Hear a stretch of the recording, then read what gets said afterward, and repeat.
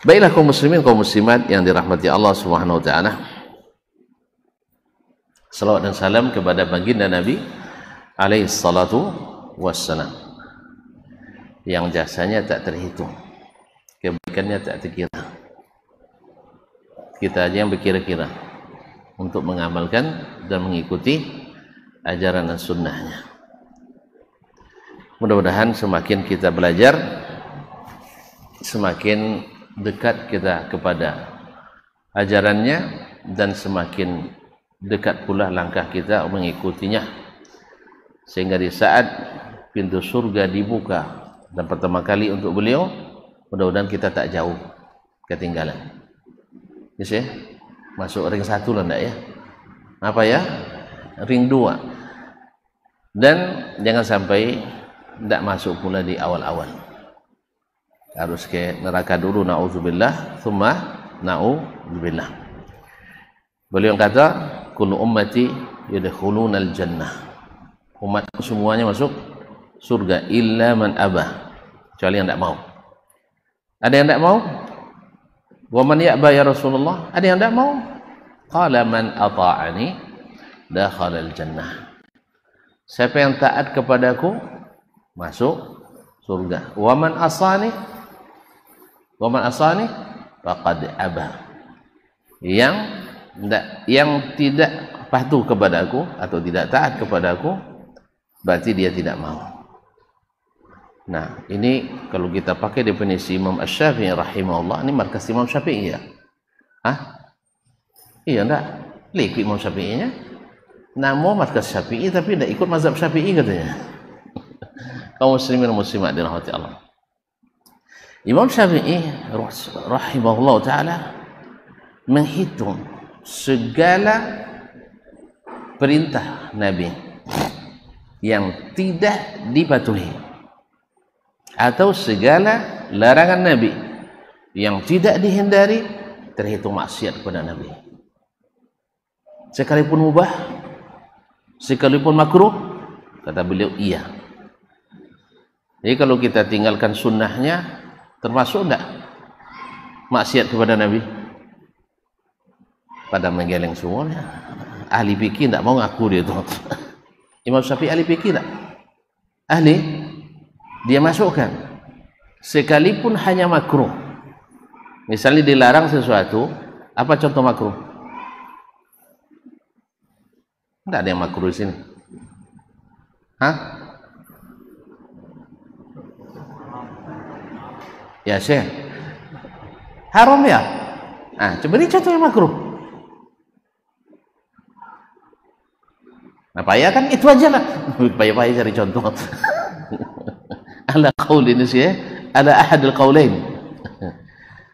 Jadi melaksanakan itu bagi Imam Asy-Syafi'i itu termasuk maksiat kepada Nabi. Apa sebab? Dia suruh, kita tak kerjakan. Dia tegah, kita tak hentikan. Maksiat enggak? Maksiat enggak? Maksiat. Cuma kita terbiasa kalau maksiat itu berdosa, Ustaz. Ah, ini. Bisa? Atau maksiat itu ada sanksinya. Jadi ada maksiat yang ada sanksinya, ada maksiat yang tidak ada. Yang tidak ada. Tentu baru mulai ngaji dapurnya enggak lama-lama tadi. Nah, ada maksiat yang ada sanksinya, ada maksiat yang tidak ada sanksinya, alias dimaafkan atau diabaikan oleh Allah Tabaraka wa Ta'ala. Apa contohnya? Ini mana? Tuan-tuan tak mau ditanya nama sekali nampaknya. Kenapa? Lagi marah dengan saya? Nah, kalau marah saya tak mau camah. Ayo. Nah, kaum muslimin dan muslimat. Ada polantas di sini, polisi lalu lintas? Tidak ada. Baik, yang sering berlalu lintas ada enggak? Banyak. Yang tidak pernah melanggar lalu lintas? Enggak ada itu. Pelanggar semua nampaknya, iya. Baik. Ada enggak pelanggaran tetapi tidak ada sanksi? Ada? Ada enggak? Subhanallah, saking banyak dilanggar. Ada nggak pelanggaran yang tidak disanksi? Ada nggak?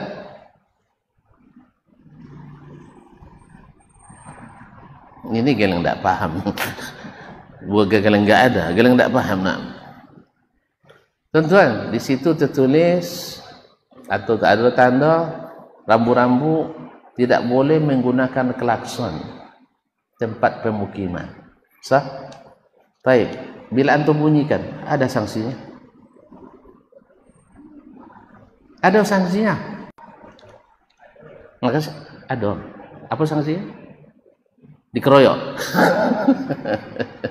Serius, ada sanksinya. Maka saya tanya tadi ke Polantas. Mereka punya jawabannya kan?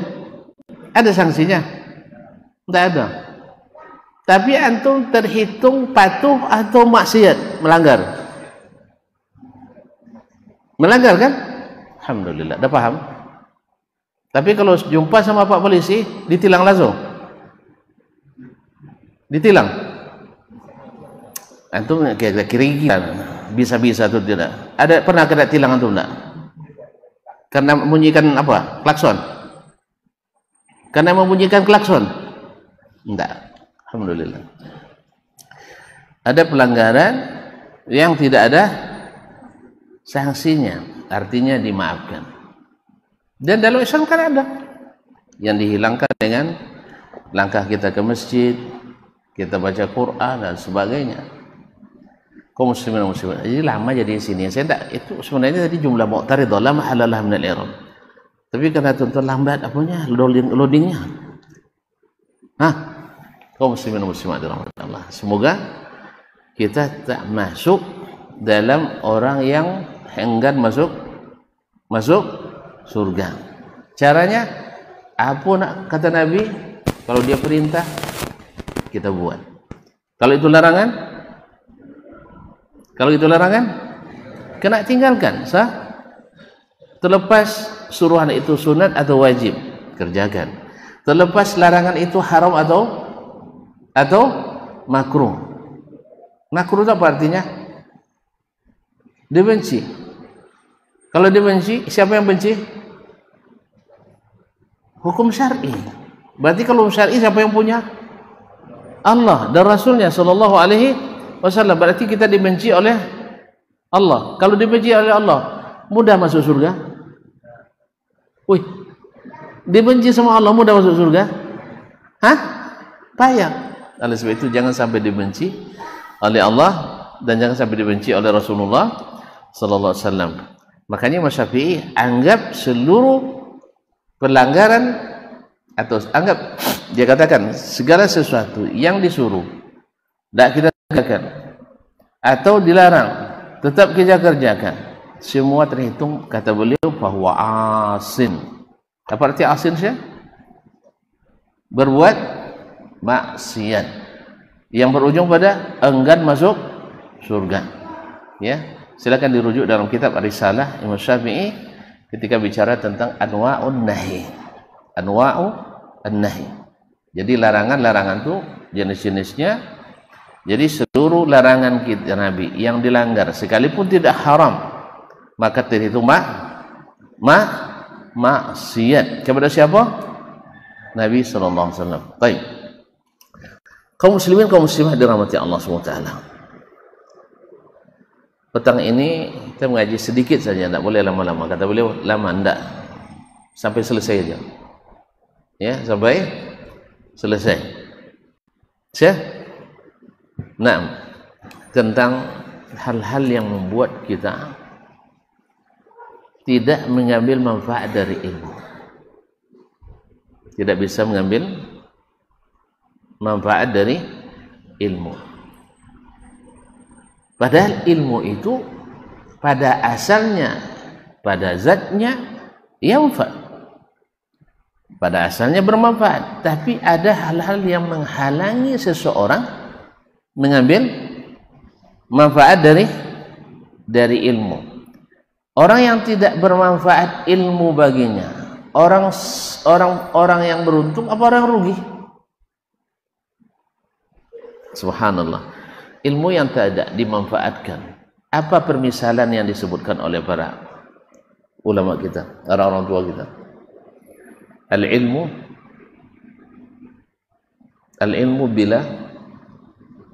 Al-ilmu bila amalin, lanjutkan, kasyajari bila samar, ilmu yang tidak diamalkan sama dengan pohon yang tidak berbuah. Kalau pohon tak berbuah, antum punya sawit 2 hektar, buahnya setiap panen hanya 20 kilo. Saya punya sawit 1 batang, tetapi panennya sekali panen 200 kilo. Antum pilih yang mana? Hah? Serius ini? Pilih yang sebatang atau yang 160 batang tuh? 2 hektar 160 saya. Hah? Lebih lagi? Nah, antum dekat-dekat sekali tanamnya, bukan lambat buahnya. 1 hektar 80 batang kan? Lebih lagi. Baik, ala kulli hal. 2 hektar, enggak usahlah dulu 20 ya, terlalu sedikit. 2 hektar hasilnya 200 kilo sekali panen. Saya punya 10 batang 200 kilo. Antum pilih yang mana? Kenapa 10 batang? Biayanya sedikit, hasilnya banyak.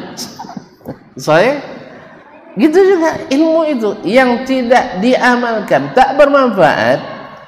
Percuma kita pelihara batang-batang banyak. Orang berilmu ramai, tetapi tak nampak hasilnya. Sahih? Makanya kaum muslimin dan muslimat dirahmati Allah SWT, nanti apa indikasinya ilmu itu bermanfaat bagi kita? Nah, sebelum itu kita mulai dulu dari apa yang dimaksud dengan ilmu. Mahwal ilmu, ketika bicara dalam agama ini tentang al-ilmu. Misalnya, yarfa'illahu alladhina amanu minkum walladhina utul ilma darajat. Allah pasti angkat orang-orang yang beriman di antara kalian dan yang diberi ilmu beberapa derajat tingginya. Qul hal yastawi alladhina ya'lamuna walladhina la ya'lamun. Apakah sama orang berilmu dan tidak berilmu? Apa yang maksud dengan ilmu di sini? Apa yang dimaksud?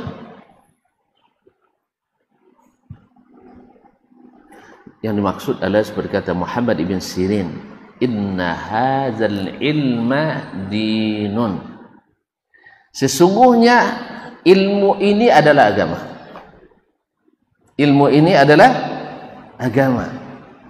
Berarti ilmu yang dimaksud oleh Al-Quran, oleh hadis, oleh aqwalus salaf, athar, yang dimaksud adalah al-ilmu allazi yuqarribuna ilallah, ilmu yang mendekat diri kita kepada Allah Tabaraka wa Ta'ala. Oleh itu imam ahli tafsir, adik-adik ada yang tahu siapa imam ahli tafsir?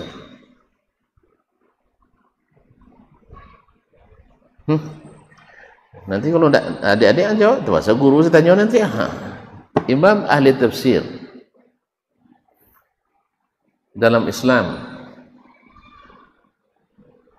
enggak ada. Abdullah bin Abbas. Abdullah bin Abbas. Siapa dia? Anak Nabi. Anak paman Nabi sallallahu alaihi wasallam. Ayahnya Abbas adik-beradik dengan ayah Nabi. Siapa nama ayah Nabi? Abdullah. Hampir lupa lagi ya, Masya Allah. Nah, Abdullah adik-beradik. Dan Abdullah bin Abbas masih kecil-kecil lagi dulu. Dia lahir 3 tahun sebelum mati. Lahir 3 tahun sebelum hijrah. 3 tahun sebelum hijrah. Berarti waktu hijrah umurnya berapa? 3 tahun. Nabi wafat umurnya berapa? Hah? Ini terpaksa mulut Nabi cenderung kusut. Ini kaum muslimin dirahmati. Nabi wafat, Nabi hijrah di Madinah berapa lama? 10 tambah 3 13. Aku berapa umur? 13. Dan nikah belum? Belum. Orang dulu hebat-hebat, umur 13 sudah punya anak. Nah, nanti bilang sama ayah ya. Iya, Abdullah bin Amr ibn al-As, salah satu penulis wahyu di zaman Nabi masih hidup, itu umurnya, jarak umur dengan ayahnya hanya 13 tahun. Jarak umurnya dengan umur ayahnya 13 tahun. Terus tidak maju dia, jadi orang hebat.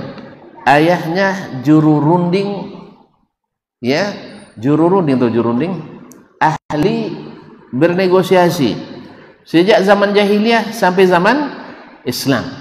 Bahkan masuk dalam kategori 4 duhama'il Arab, yaitu 4 duhatul Arab, yaitu orang Arab super cerdas. Salah satu Abdullah Amr bin al-As. Nikah cepat. Jadi kalau mau hebat nikah cepat. Kalau bisa istri 4. Iyalah, kalau dia bisa mimpin istri 4, itu orang hebat. Kata Ustaz Zainalnya gitu kan, yang istri 4 Superman. Iya. Ya istri 3 gentleman. Istri 2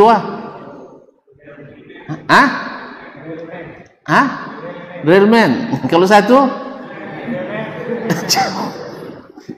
yang tidak, no comment. Muslimin muslimat rahmati Allah subhanahu wa ta'ala. Abdullah bin Abbas ketika Nabi wafat umurnya 13 tahun. Umur 18 tahun di saat Khalifah Umar bin Khattab radhiyallahu anhu diangkat, dia jadi salah satu anggota Dewan Penasihat Amirul Mukminin. Dewan Penasihat, dan dia yang paling senior.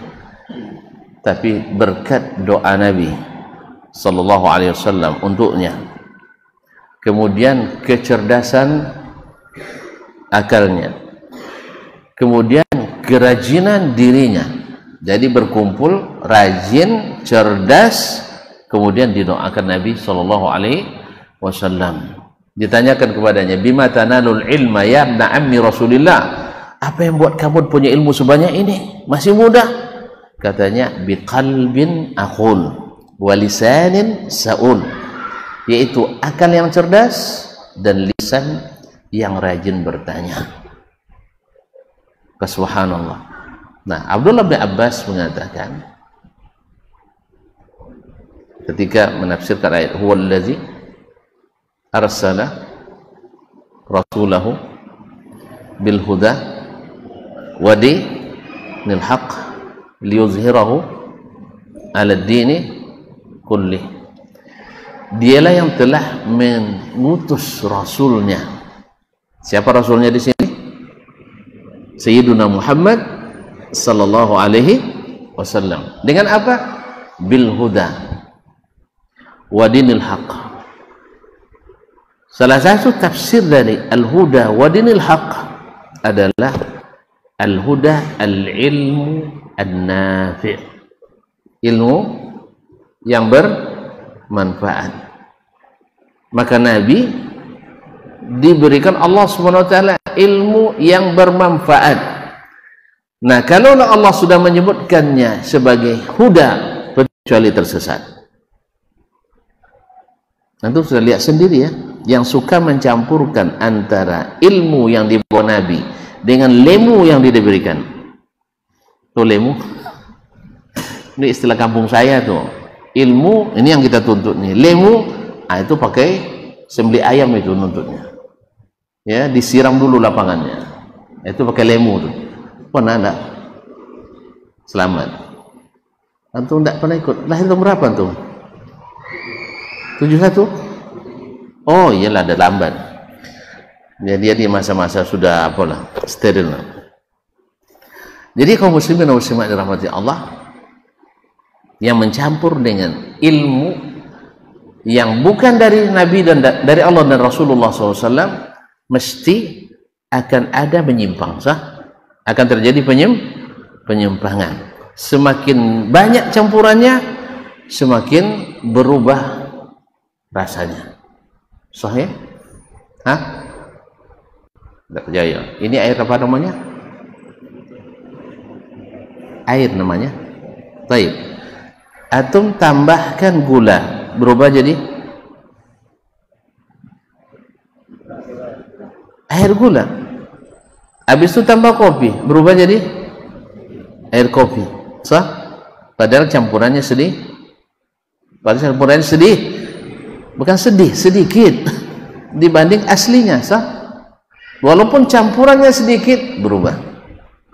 Makanya aliran-aliran dalam Islam yang sesat-sesat itu sebagian besarnya sama dengan kita. Yusalluna kama nusalli wa yusumuna kama nusum. Salat, puasa, haji mirip-mirip. Cuman yang di sininya ada terjadi perbedaan. Makanya orang yang tidak berilmu tentang agama itu akan menyamakan antara kita yang mengaji ini misalnya dengan Khawarij. Karena apa?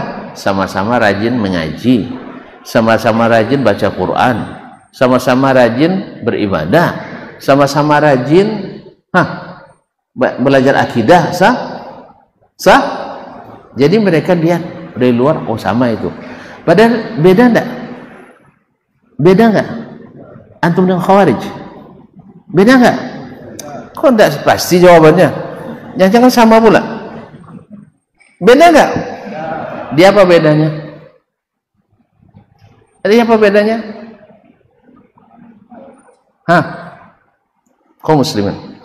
Ada orang baca sebuah kitab. Sebutlah namanya Al-Wala' wal Bara' bil Islam. Ditulis oleh Dr. Said Al-Qahtani. Sah? Udah baca Ustaz? Udah, alhamdulillah. Ratusan juta orang membaca kitab ini. Tidak menjadi teroris dan radikal.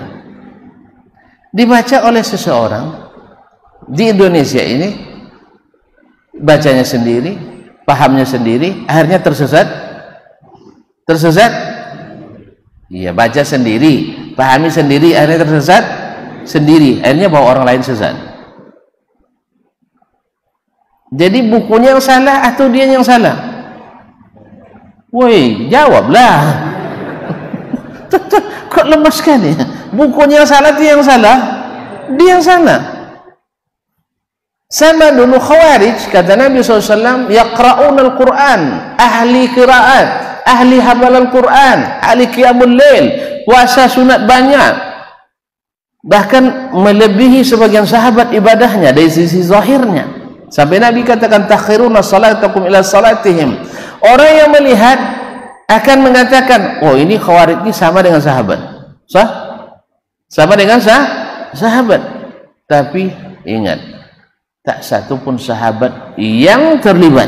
Yang kedua, mereka tak mau belajar sama sahabat. Coba bayangkan, ini disamakan, tapi tidak mau belajar sama sahabat. Sekarang saya tanya, kaum radikalis, kaum teroris, mau dia belajar sama Wahabi? Mau dia belajar? Tidak. Sebab kalau dia mau belajar dengan kita, kita katakan antum telah berbuat salah, yaitu mengafirkan orang tanpa sebab. Sah?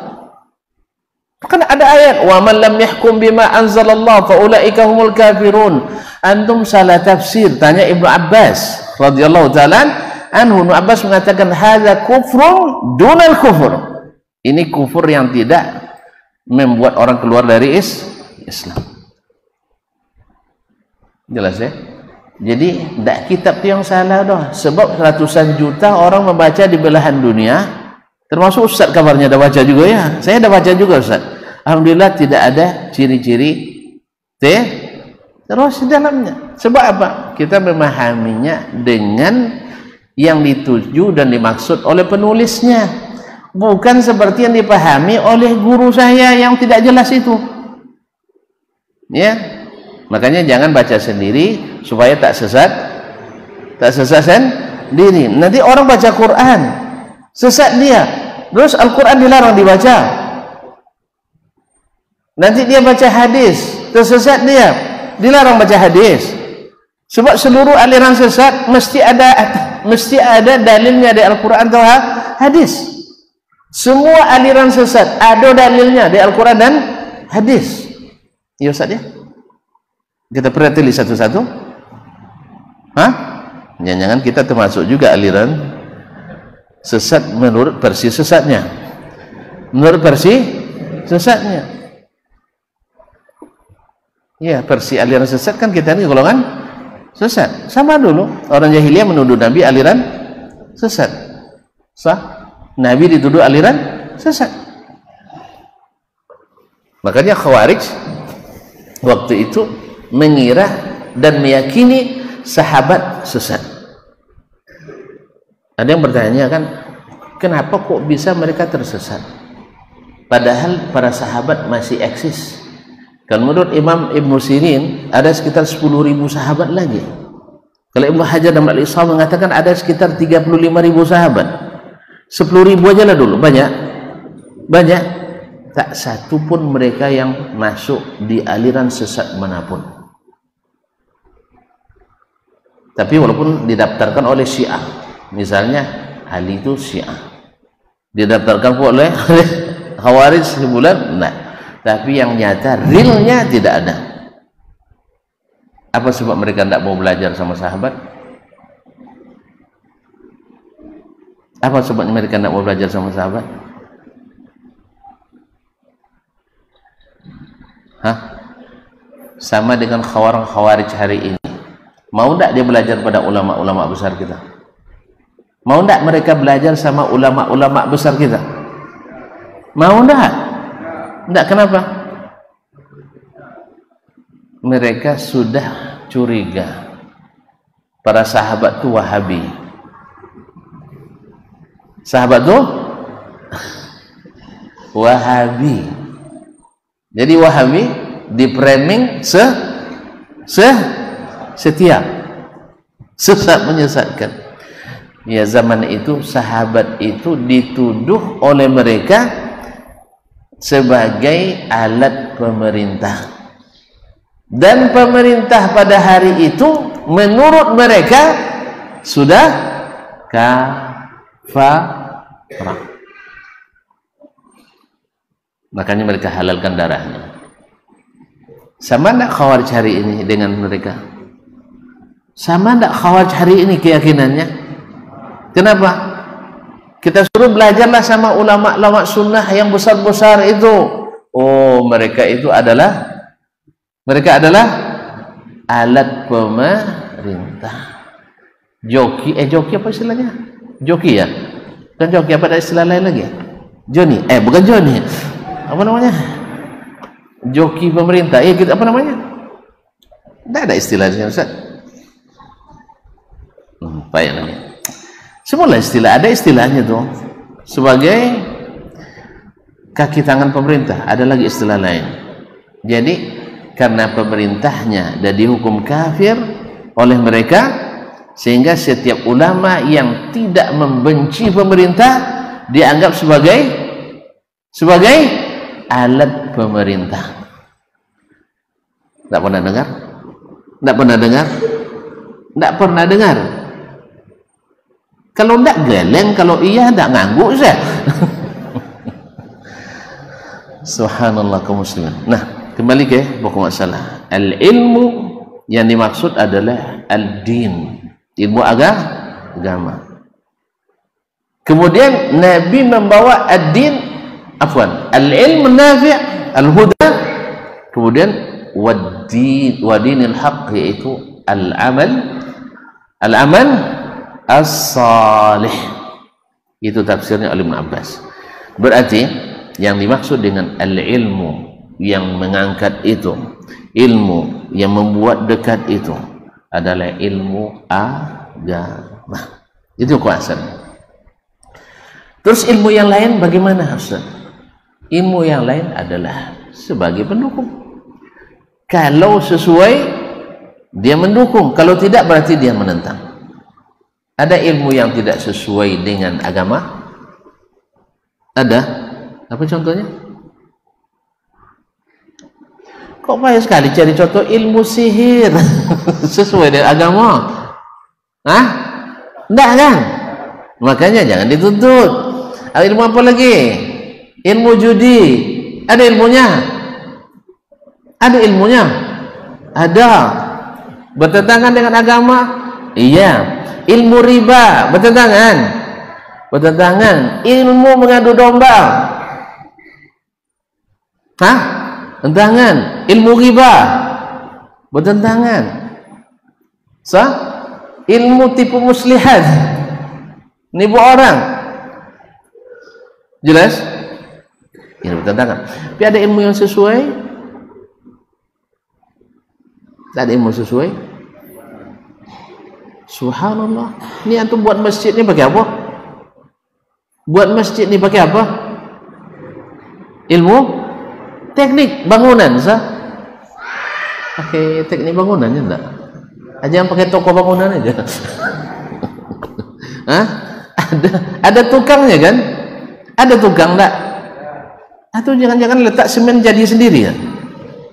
Ada tukangnya kan? Nah, ilmu ini sesuai. Lanjutkan. Sah?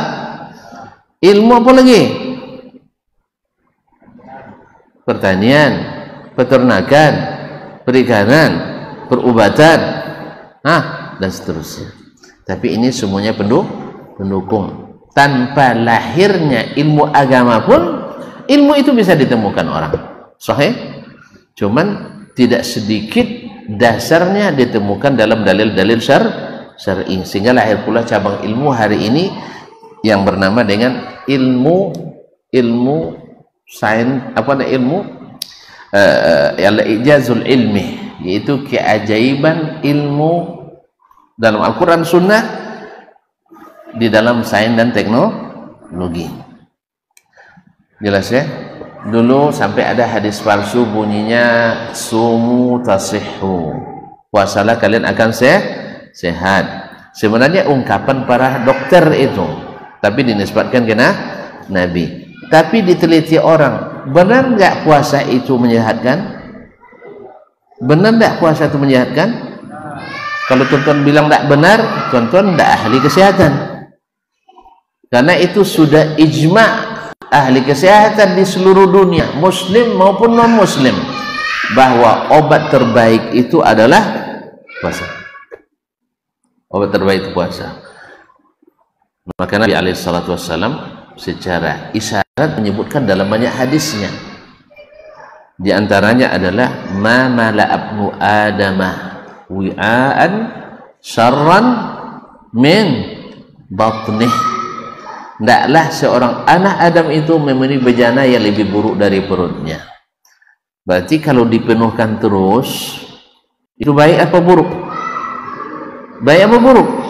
Buruk. Tidak pernah kosong dosen. Ya, sepanjang tahun tidak ada kosong, penuh terus, melimpah terus. Rusak tidak perut itu? Rusak. Diteliti orang, ternyata memang betul juga kata pepatah itu, al-batnu baitud da', rumahnya penyakit. Wal himyatu ra'sud dawa, dan menahan selera itu adalah kepalanya pengobatan. Baik. Kaum muslimin dan kaum muslimat yang diteliti orang-orang, ternyata memang sel-sel yang ada dalam tubuh kita semuanya bersambung dengan sel di sekitar perut dan lambung kita. Makanya kalau sakit perut, lambat makan, kontaknya kemana? Tidak pernah kelaparan, makanya tidak tahu. Kemana kontaknya? Nih kepala pusing, sah? Pusing kepala? Iya enggak? Habis itu makin parah lagi, jantung berdebar, sah? Habis itu mata terbelalak nengok istri, Apa tak masak? Jadi semuanya berkait ke situ. Memang sel kita, tahu tak sel dalam tubuh kita ini berapa panjangnya? Tak pernah diukur ya. Di sini ke Pekanbaru kecil.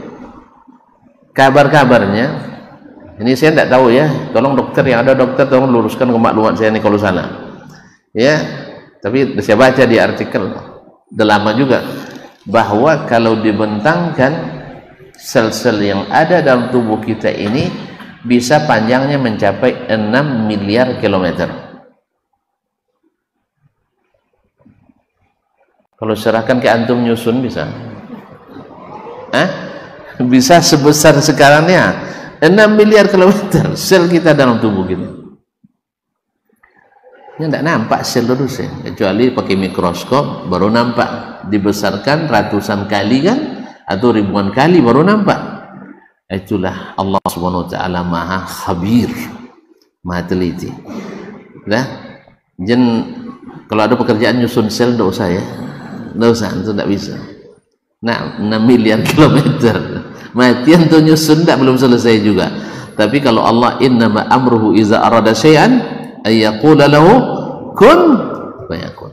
Nah, sel ini kalau selalu tegang, selalu berisi, ibarat karet, dia akan memuai juga.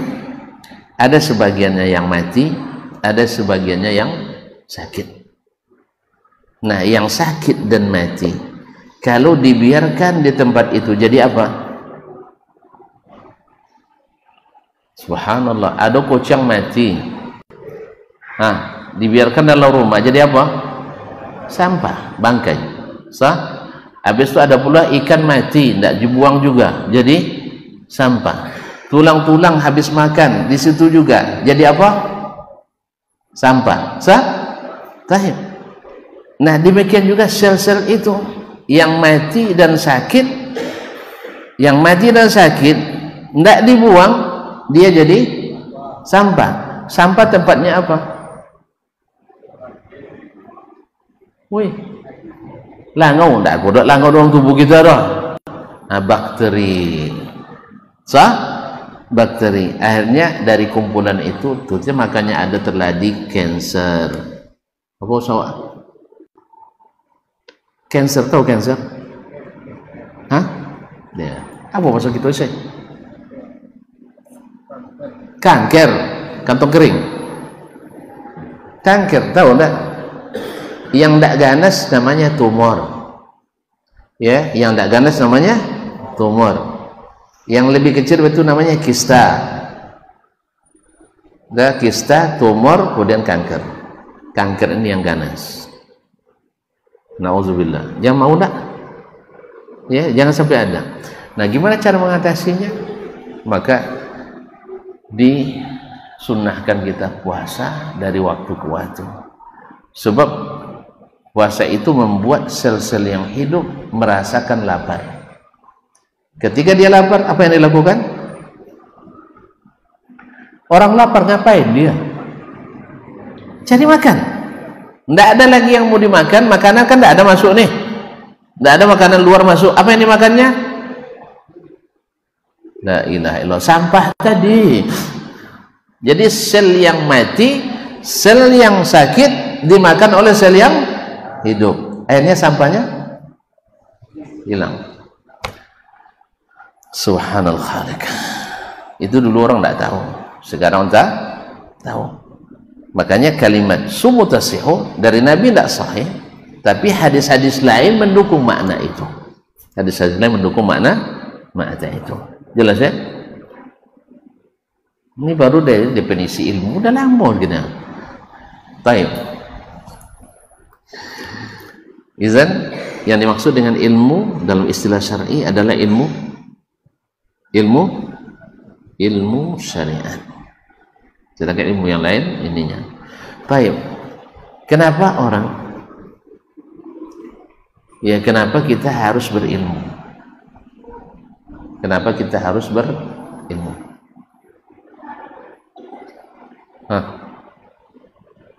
Sudah jawabannya banyak. Orang bodoh saja tidak mau dibilang tidak berilmu.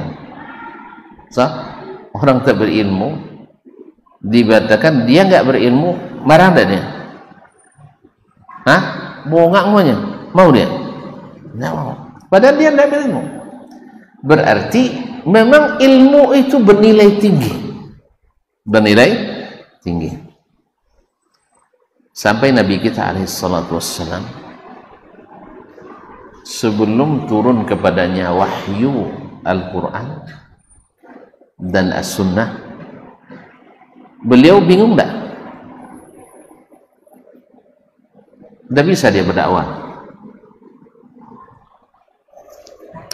Kaum muslimin, Nabi Muhammad sallallahu alaihi wasallam diangkat jadi rasul umur berapa? 40 apa? Bulan 40 tahun? 40 tahun. Baik. Dari umur kanak-kanak sampai umur 40. Tahu enggak dia cara untuk memperbaiki keadaan orang Mekah?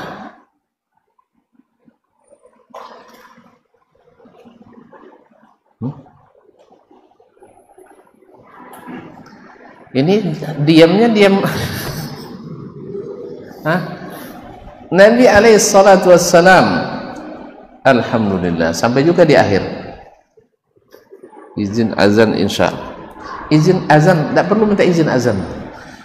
Azan itu memang haknya muazzin. Jadi saya tidak punya wewenang untuk berikan izin. Tidak ada izin. Kaum muslimin dan muslimat dirahmati Allah. Ya, ingat pertanyaannya sebelum azan nih. Nabi SAW sebelum turun kepadanya wahyu, tahu nggak dia kesesatan ahli Mekah? Kalau tahu dia cara untuk memperbaikinya. Silahkan dicari, browsing. Nah, ya silakan yang mau azan.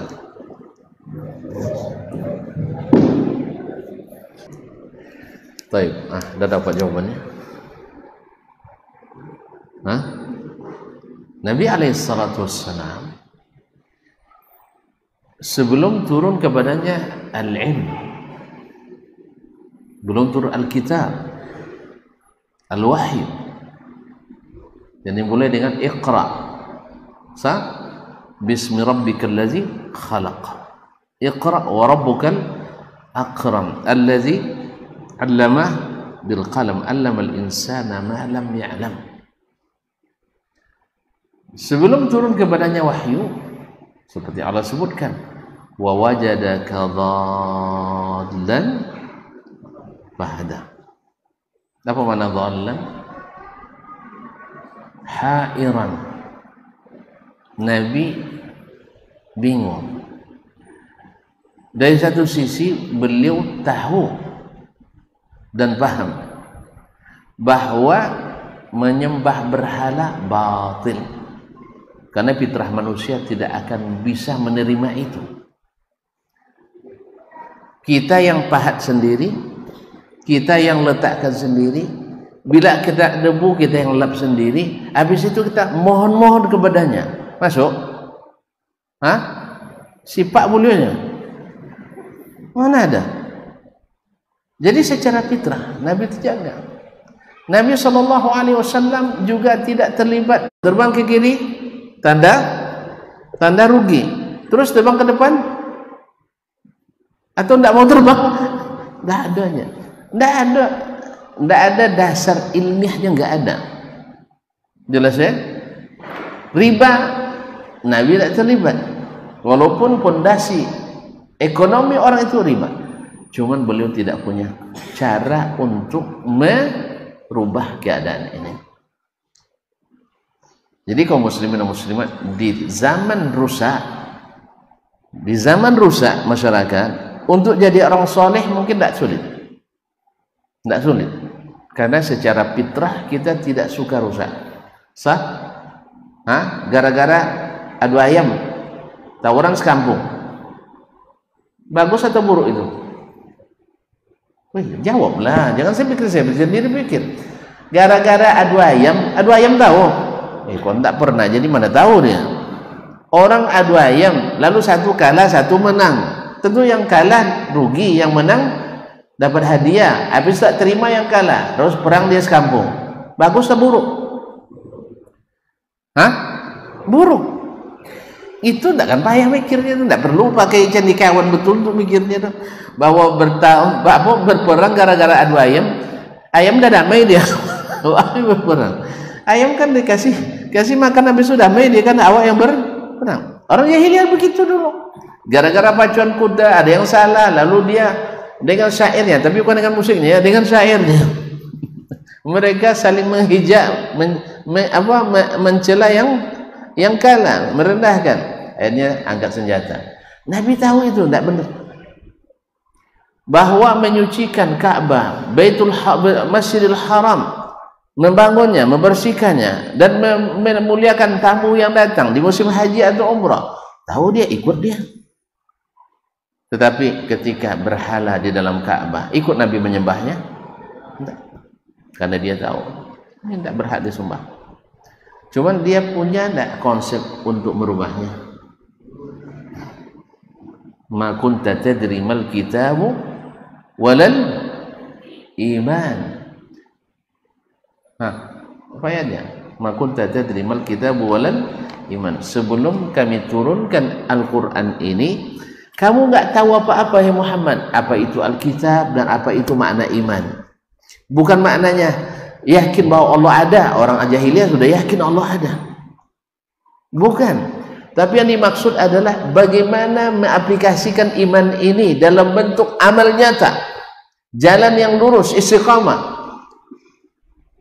Kapan ada? Setelah turunnya Al-Quran dan diberikan kepadanya wahyu berupa as-sunnah, Al-Quran dan sunnah. Kaum muslimin dan muslimat dirahmati Allah SWT. Jadi Nabi SAW baru bisa bergerak ketika diberikan ilmu. Makanya jangan heran ketika di dalam masyarakat tidak ada yang menuntut ilmu di tempat itu, kecuali yang dituntut di tempat itu saja. Ya, saya ulang lagi. Ini kampung kita ini, tidak ada penuntut ilmu yang pergi keluar. Sahih? Jadi macam saya, datuk saya dulu, mungkin datuk saya sufi barangkali. Sebab beliau itu sampai menjelang naik sajadah pun disiram kakinya, pakai sandal, habis itu basuh lagi kakinya sampai di situ. Ini kan namanya gulu, Ustaz ya, gulu. Tapi saya tidak ketemu dengan beliau. Kalau sempat ketemu mungkin berkelahi pula mungkin. Kamu Wahabi nih katanya. Iya, sampai gitu. Disebutkan oleh mak ngasih ya. Jadi datuk kamu tuh nak orangnya bersih luar biasa itu. Jadi, ada sebagian yang benar, misalnya menjelang tidur, tempat tidur digibas dulu, kan sunnah Nabi nih sallallahu alaihi wasallam. Tapi basuh kaki sampai naik sajadah, ini kan wulunya. Takut dia terinjak najis, antara Nabi SAW juga menginjak tanah sebelum sampai ke masjid, tapi tidak sampai seperti itu. Ini wulu dari beliau. Ghafarallahu lahu. Tapi dia juga orang kaya itu, ya, saudagar besar beras waktu itu. Cuman pas di cucunya belum kaya-kaya juga, tapi lumayan dah kaya-kaya. Baik, kaum muslimin muslimat yang dirahmati Allah. Jadi Nabi SAW, tidak ada yang menuntut ilmu. Lalu saya ambil dari ayah saya, kalau dia seorang ustadz di kampung, ambil dari datuk saya, datuk dari datuk lagi. Kira-kira ada nggak perubahan? Ada nggak yang tahu yang sebenarnya pelanggaran tetapi dianggap sebagai sesuatu yang bukan pelanggaran? Ada yang tahu? Ada yang tahu? Enggak ada yang tahu. Karena memang ilmu itu yang diterima. Sama keadaannya dulu di Makkah seperti itu. Paham enggak? Paham enggak? Sebelum turun Al-Quran, ada yang memusuhi Nabi. Ini pada bingung semua. Gimana? Lama saya tinggal begini jadinya kenapa Ustaz? Sebelum Nabi disuruh berdakwah dengan Al-Quran dan Sunnah, Nabi dimusuhi atau disayangi? Disayangi. Sebab dia belum punya ilmu untuk merubah. Dari mana datang ilmu? Dari luar. Dari mana? Luar angkasa, dari langit. Siapa yang bawa turun?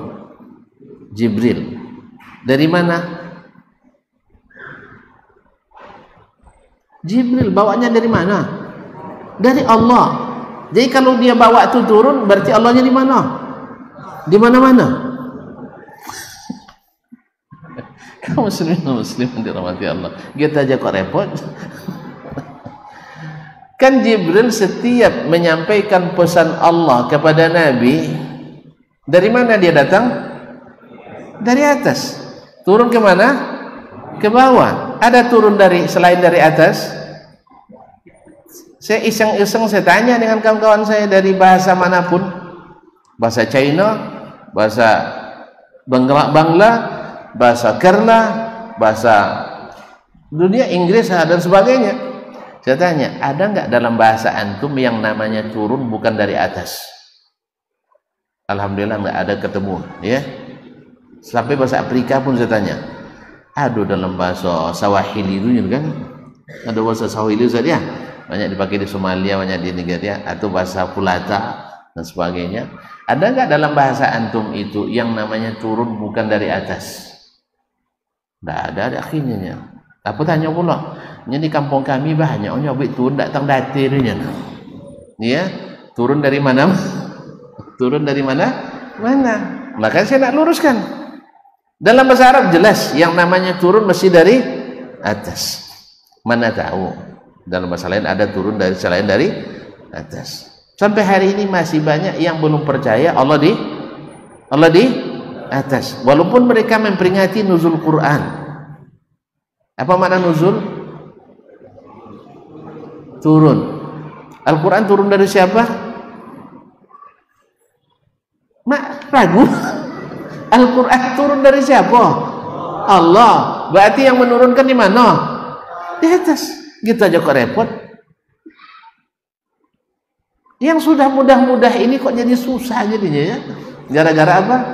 Ikut-ikut pula orang Yunani yang memikirkannya melalui filsafatnya, diijawantahkan dalam ilmu kalam yang membuat yang terang jadi kelam.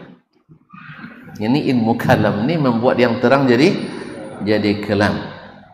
Terang Al-Quran, datang ilmu kalam, kelam hasilnya. Terang dalam hadis, datang ilmu kalam, kelam hasilnya. Ya tak?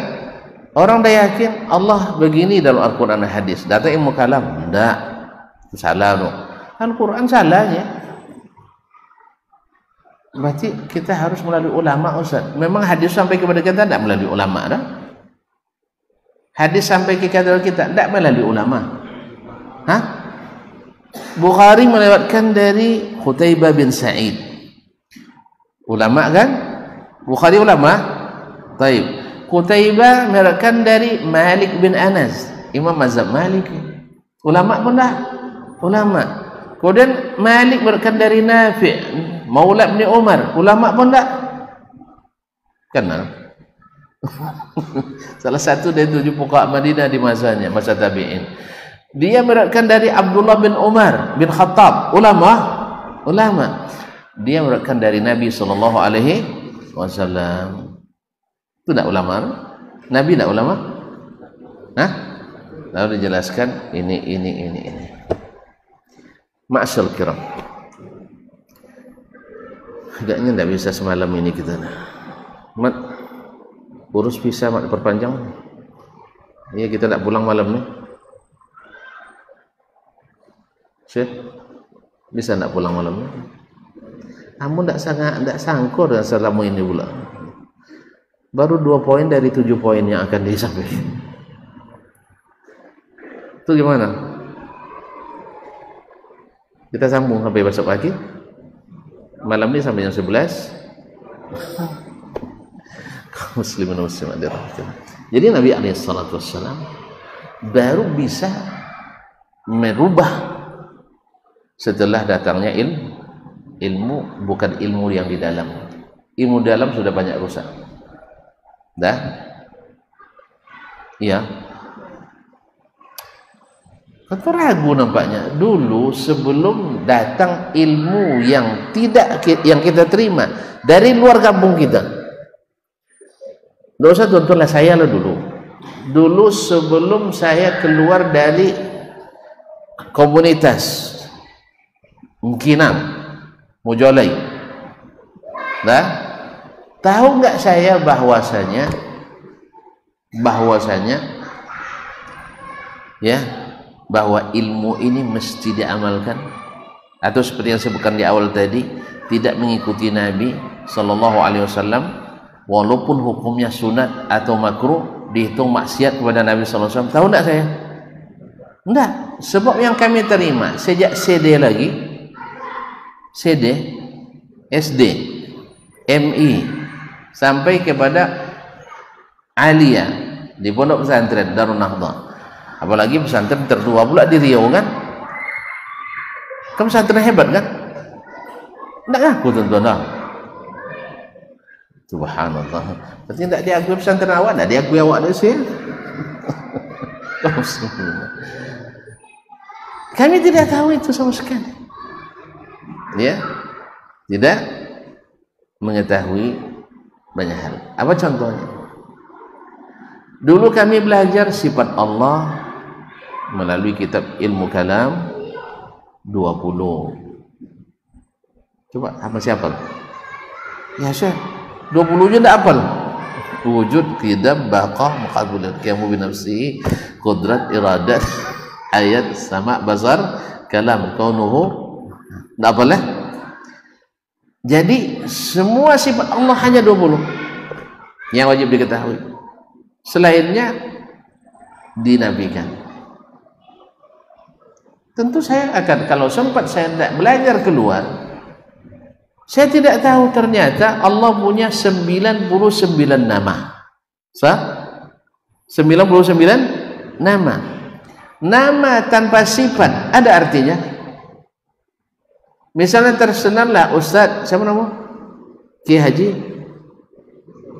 lambat, nah, Dasman lah, lambat, itu lambat ngakunya. Dasman tersebutlah di antara namanya Sang Dermawan. Dermawan, pemurah. Sudah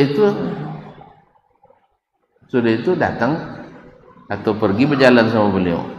Dari mula berangkat sampai pulang tidak pernah dibayarkan, awak dibayar terus untuk dia, Ustaz. Tuh ditanya, tapi Ustaz namanya Dermawan, namun sifat tidak ada. Namun saja sifat enggak ada. Ada enggak nilai tambah, nilai tingginya? Ada enggak? Enggak ada nilainya. Makanya Ar-Rahman, Maha Pengasih. Sah? Maha Pengasih. Memang Allah SWT mengasihi kita. Kuda Ar-Rahim, Maha Penyayang. Memang penyayang dia. Buktinya berapa banyak dosa kita tidak ditengokkannya pada kita. Kalau sempat ditengokkan Ustaz, kalau sempat nampak dosa itu tidak termakan nasi itu dosa. Tidak termakan nasi mau kita. Makanya Nabi SAW berkatakan, "Lau ta'lamuna ma a'lam," kalau kalian tahu apa yang saya tahu, la bakaitum katsiran wa la dhahiktum qalilan. Kalian pasti lebih banyak menangis dan sedikit ketawa. Kalau sekarang gimana? Lebih banyak ketawa. Bagaimana ceramah yang paling diminati, yang paling banyak ketawa. Masyaallah. Lalu saya belajar. Dulu saya masuk pondok, ya, sampai kelas 4 celana itu tidak diganti, Ustaz. Celana tidak diganti. Akhirnya cingkrang sendiri. Cingkrang sendiri. Oleh Buya dianggap pelanggaran. Dilocuklah kaki. Ini celana preman ini katanya. Subhanallah. Awak kan tidak tahu apa-apa kan? Tidak mungkin dilawan pula Buya. Tahu pun tidak bisa dilawan, apalagi tidak tahu sama sekali. Oh iya pula nih, karena memang tahun 70-an modelnya cingkrang, artis, aktor. Sehingga dianggaplah celana preman, konolocui. Kira-kira Buya saya tahu nggak kira-kira itu sunnah Nabi? Hah? Saya nggak tahu, tidak sempat nanya. Tapi kalau sempat beliau tahu, berarti semangat mengamalkannya masih kurang, atau dianggap tidak perlu diamalkan. Kapan saya tahu mesti diamalkan? Setelah saya belajar keluar bahwa Nabi SAW dalam hadis banyak nampak seorang sahabat isbal, dipanggil, irfa, angkat, atqa li rabbik, lebih bertakwa kepada Rabbmu, wa anqa li rabbik wa anqa li thawbik, lebih bersih pakaianmu. Dia beralasan, ya Rasulullah, kaki saya cacat ya Rasulullah, harus saya sembunyikan. Ada alasannya kan? Ada alasannya, menyembunyikan cacat supaya nanti ketika melamar tidak ditolak. Kan iya tak? Hah? Akhirnya Nabi tidak terima alasan itu. Lalu Nabi katakan, inna khalqallahi kullahu hasan, ciptaan Allah semuanya baik. Saya ketika ngajar dengan mahasiswa saya, ketika bicara tentang i'lijazul ilmi bil lihya min sunanil fitrah, saya jelaskan sunnah Nabi SAW adalah memelihara jenggot, dan diteliti oleh orang Amerika. Antum bilang Arab tidak percaya tuan-tuan, tapi bilang Amerika ngangok kita.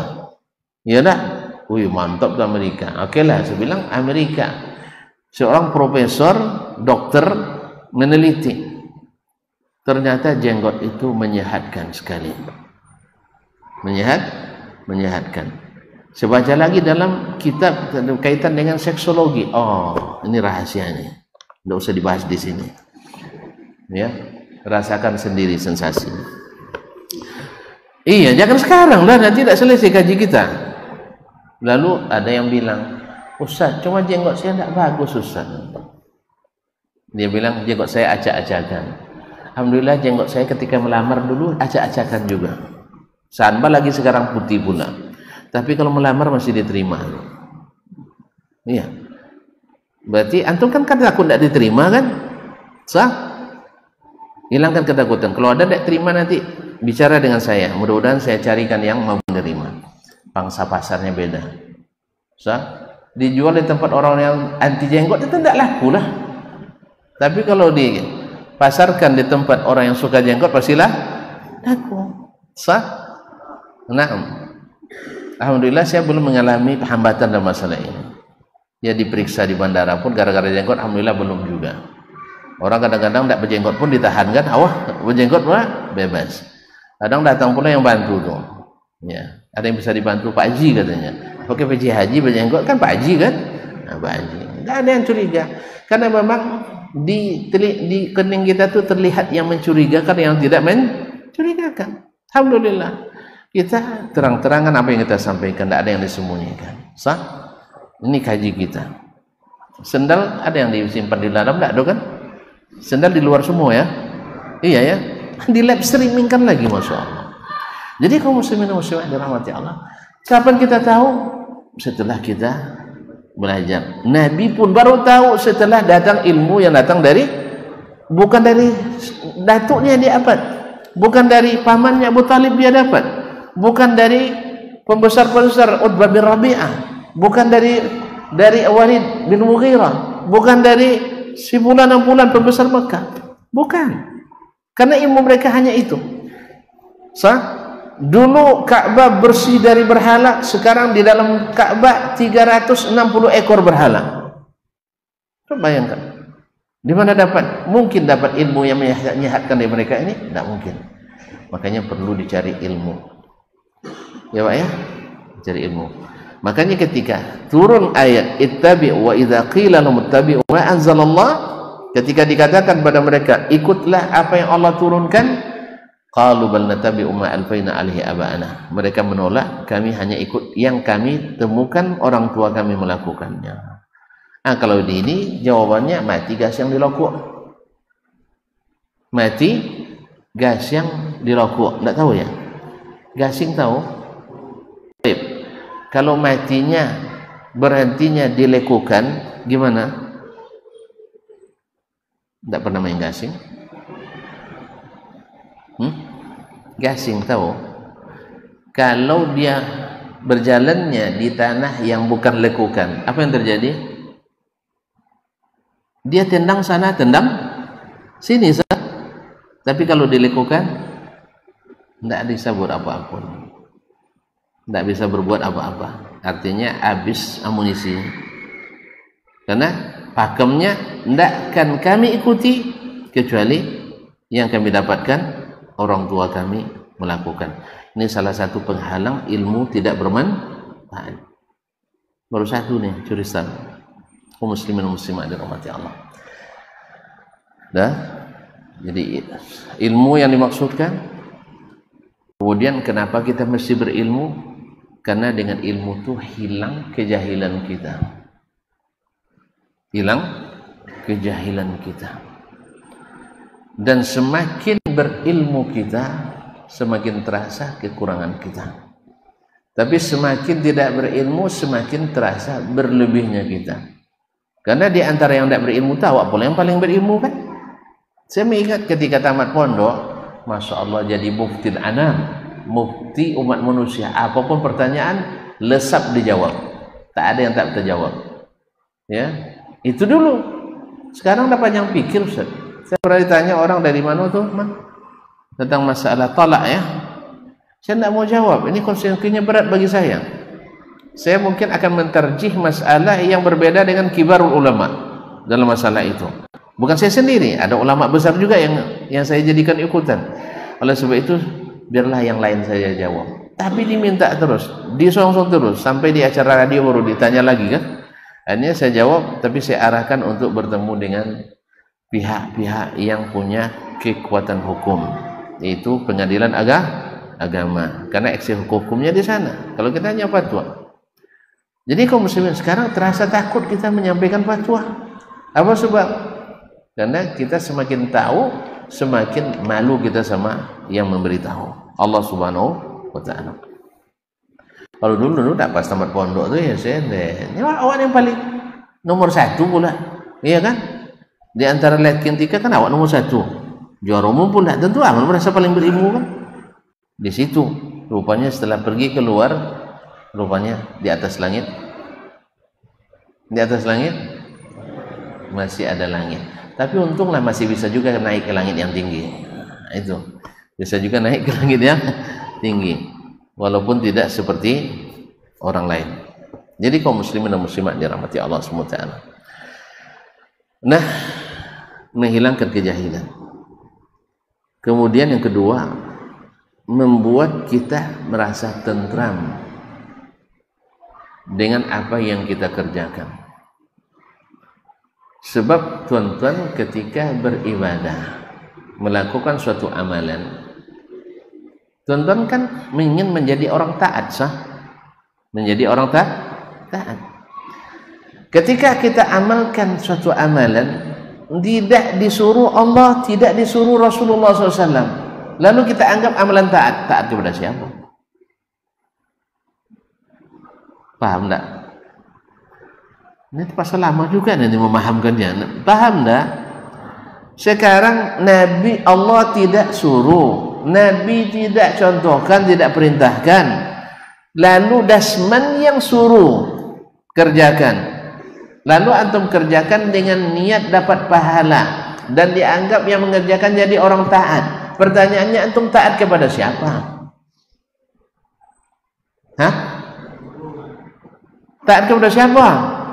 Kayak guru, kayak dasman. Dasman punya hak nak bagi-bagi pahala? Nah.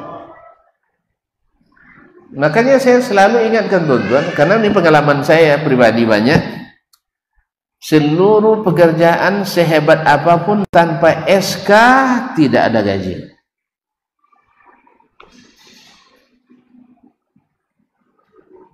Tidak pernah mengalami? Hah? Ada yang jadi pegawai enggak? Ada yang jadi pegawai? Enggak dong. Lah gaji setelah turun SK, sebelum turun SK?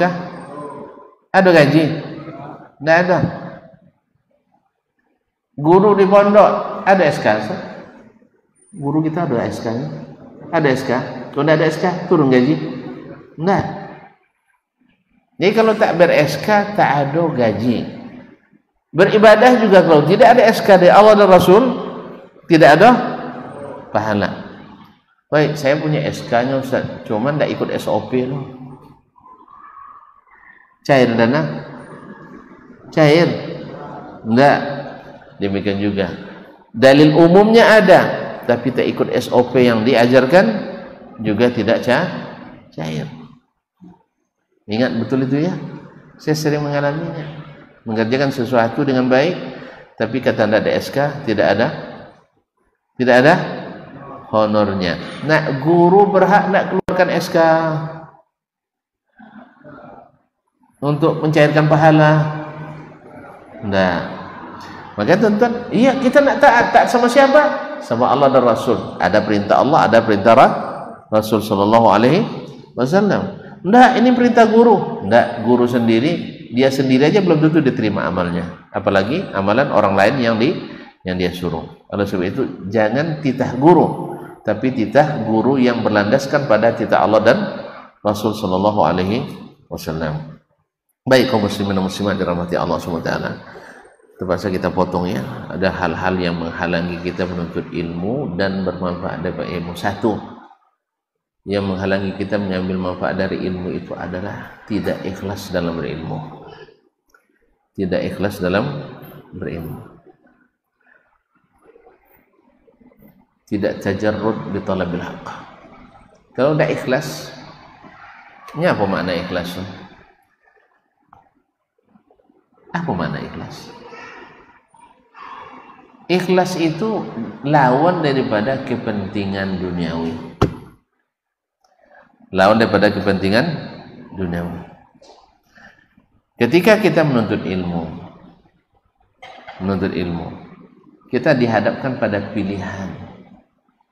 Contoh sekarang, antara yang berkeyakinan tentang Allah berdasarkan Al-Quran dan Sunnah, mengikut as-salafus salih, dengan meyakini tentang Allah berdasarkan logika dan ilmu kalam. Terjadi perbedaan tak di lapangan? Terjadi kan? Otomatis akan terjadi perselisihan. Akhirnya kita harus memilih, ikut Allah dan Rasul atau ikut dominasi mayoritas misalnya. Sahih? Dan konsekuensinya ada berbagai kepentingan yang terhalang. Atau misalnya kita tahu bahwasanya sholat berjamaah itu besar pahalanya, tapi kadang-kadang pekerjaan kita mengharuskan kita tidak sholat berjamaah. Sahih? Nah, sekarang ilmunya ada sama kita. Tahu kita bahwa sesungguhnya membela kebatilan itu tidak batil. Tapi kadang-kadang kita pada posisi yang hijrah, lalu dikejar sama orang Quraisy dari ke puncak gunung, ya, orang itu ramai, dia sendiri, dia gertak orang itu, wahai Quraisy, kalian tahu tidak ada yang lebih ahli memanah di antara orang Mekah itu melebihi saya, enggak ada. Ini ada 10 anak panah, dia bawa panah, 10 anak panahnya. Ya, ini 10 kalian akan tewas di tangan saya. Cuma jumlahnya lebih banyak. Tapi orang kafir takut mati kan? Dia takut dia mati.